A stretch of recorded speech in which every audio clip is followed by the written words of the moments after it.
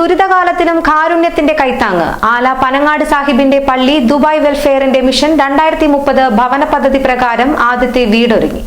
ആല പനങ്ങാട് സാഹിബിന്റെ പള്ളി ദുബായ് വെൽഫെയറിന്റെ കാരുണ്യ പ്രവർത്തനങ്ങളിൽ ഏറ്റവും പ്രധാനപ്പെട്ട സംരംഭമാണ് മിഷൻ 2030 ഭവന പദ്ധതി.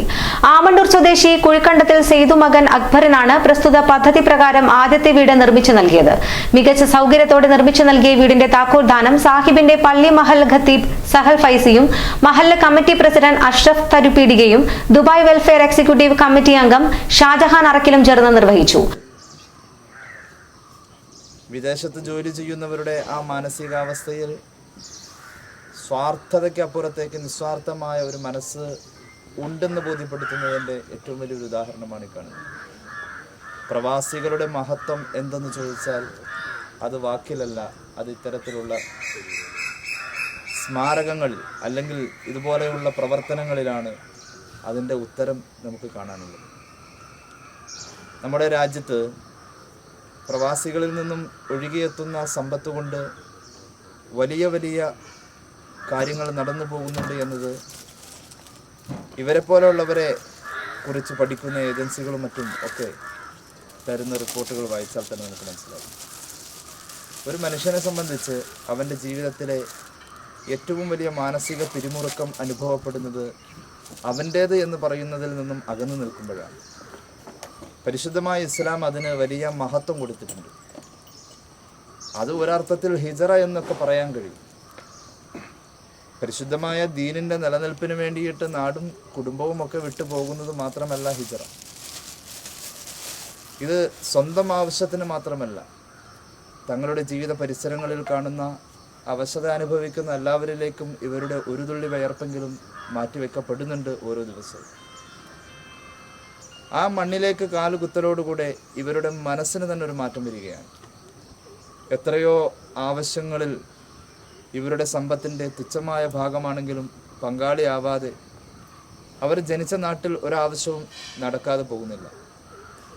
അത്രത്തോളം വലിയൊരു മഹത്വമാണ് പ്രവാസികളെ സംബന്ധിച്ച് നമുക്ക് കാണാനുള്ളത്. അവരുടെ ജീവിതത്തിൻ്റെ നല്ല ഭാഗങ്ങളൊക്കെ അവിടെ തീർന്ന് അവസാനം നാട്ടിലേക്ക് തിരിച്ചെത്തുമ്പോൾ മിക്കവാറും അവരുടെ സമ്പാദ്യം കിടക്കാൻ അവർക്ക് തന്നെ, അവരിൽ പലർക്കും സ്വന്തമായൊരു വീടില്ല എന്നുള്ളതും കുറേ രോഗങ്ങളും സ്വാസ്ഥ്യം നഷ്ടപ്പെട്ട കുടുംബാന്തരീക്ഷവും ഒക്കെയാണ് നമ്മൾ പലപ്പോഴും പ്രവാസികളിൽ സമ്പാദ്യമായി ലോകത്ത് കണ്ടിട്ടുള്ളത്. ഉറപ്പിക്കാമല്ലോ നാളത്തേക്ക് അവർക്ക് അള്ളാഹു എന്തൊക്കെയോ വലിയ പ്രതിഫലങ്ങൾ അള്ളാഹു വെച്ചിട്ടുണ്ടാവുന്നു. മഹല്ല് സെക്രട്ടറി സൈഫുദ്ദീൻ തേപ്പറമ്പിൽ, ചടങ്ങിൽ ദുബായ് വെൽഫെയർ ഊമംകുളം അംഗം Shafeeq Ponakkuzhi, Amandoor area committee president Ashraf Padiyath, Dubai വെൽഫെയറിന്റെ മുൻകാല ഭാരവാഹികൾ, മഹല്ല് ഭാരവാഹികൾ തുടങ്ങിയവർ പങ്കെടുത്തു. 600 സ്ക്വയർ ഫീറ്റിൽ മികച്ച സൗകര്യത്തോടെ വീട് നിർമ്മിച്ചു നൽകിയത്. മിഷൻ 2030 ഭവന പദ്ധതി പ്രകാരം ആകെ 10 വീടുകളാണ് നിർമ്മിച്ചു നൽകുന്നത്. രണ്ടാം വീടിന്റെ നിർമ്മാണം അടുത്ത മാസം ഊമൻകുളത്ത് ആരംഭിക്കും. ഈ വീടിന്റെ പണി പൂർത്തീകരിക്കുകയും ചെയ്തിട്ടുണ്ട്. അൽഹംദുലില്ലാ. കോവിഡ്-19 കാലഘട്ടത്തിൽ സാമ്പത്തികമായി വളരെ ബുദ്ധിമുട്ടിലായിരിക്കുന്ന സമയത്ത് GCCയിലെ നമ്മുടെ സഹോദരങ്ങൾ വലിയ ബുദ്ധിമുട്ടിലായിരുന്ന സമയത്ത്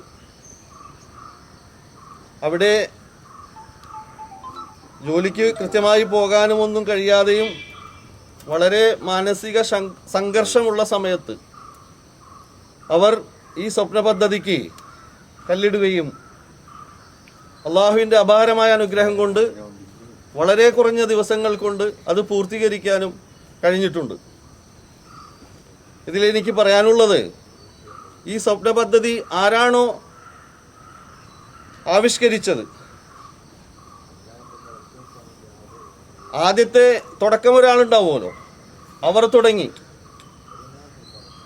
അതായത് നമ്മുടെ പള്ളിയിൽ ജുമാക്ക് വരുന്ന ആദ്യത്തെ ആൾക്ക് ഒട്ടകത്തെ അറത്ത കൂലി, അവിടെ നല്ല ഉത്സാഹം തുടങ്ങുന്നത് എന്ന് പറഞ്ഞ പോലെ ഇതിൻ്റെ അവസാനത്തെ കണ്ണി ആരൊക്കെയുണ്ടോ അവർക്കെല്ലാം ഇതിൻ്റെ പ്രതിഫലം അള്ളാഹു നൽകും, അത് ഉറപ്പാണ്.